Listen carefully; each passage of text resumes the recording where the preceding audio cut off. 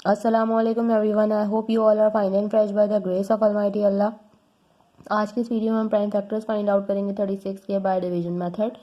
मैं आपको बताती चलूँगी जब भी हम किसी वैल्यू के प्राइम फैक्टर्स फाइंड आउट करते हैं तो उसे प्राइम नंबर से ही डिवाइड करते हैं और प्राइम नंबर्स वो नंबर्स होते हैं जिनके सिर्फ और सिर्फ दो ही फैक्टर्स होते हैं। इजी वर्डिंग में हम कह सकते हैं कि ऐसे तमाम नंबर जो सिर्फ दो ही टेबल्स में आते हैं, एक अपने और दूसरे वन के, वो कहलाते हैं प्राइम नंबर्स। यहाँ पे आपको कुछ एग्जाम्पल दे रही हूँ प्राइम नंबर्स की, जैसे कि 2, 3, 5, ये तमाम ऐसे नंबर हैं और इसी तरह कंटिन्यू रहते हैं जो सिर्फ और सिर्फ अपने और वन के टेबल में आते हैं, ये कहलाते हैं प्राइम नंबर। तो चलिए स्टार्ट करते हैं अपनी वीडियो। यहाँ हमारे पास जो वैल्यू है जिसके हमें प्राइम फैक्टर्स फाइंड आउट करने हैं वो है 36। तो 36 के हम प्राइम फैक्टर्स फाइंड आउट किस तरह करेंगे कि हम इसे प्राइम नंबर से डिवाइड करेंगे और हमें इसे कम्प्लीटली डिवाइड करना है जब तक कि हमारे पास 1 ना आ जाए। अब हम इसे किस टेबल से डिवाइड करना स्टार्ट करेंगे। देखिए इसमें यहाँ पे हमें जो प्राइम नंबर नजर आ रहा है उसमें सबसे स्मॉलेस्ट प्राइम नंबर 2 है। तो सबसे पहले हम चेक करेंगे कि क्या ये वैल्यू 2 से कम्प्लीटली डिवाइड हो सकती है।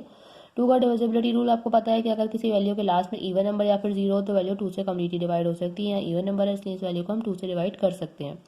2 के टेबल में लेकिन 3 नहीं आता, उससे छोटा नंबर 2 आता है 1 पे।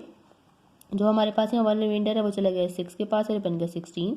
2 के टेबल में 16 बिल्कुल आता है 8 पे। ठीक है, ये बन चुका है 18। लास्ट में अभी भी इवन नंबर है यानी कि ये वैल्यू अभी भी 2 से ही डिवाइड होगी। 2 के टेबल में 18 आता है 9 पे।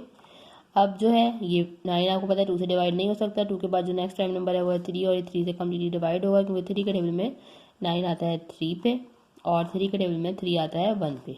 यहाँ हम 36 को कम्प्लीटली डिवाइड कर चुके हैं, हमारे पास 1 आ चुका और ये तमाम हमें नज़र आ रहे हैं जो वो है इसके प्राइम फैक्टर्स। अब हम इसको किस तरह लिखेंगे, सबसे पहले तो हम यहाँ लिखेंगे प्राइम फैक्टर्स ऑफ 36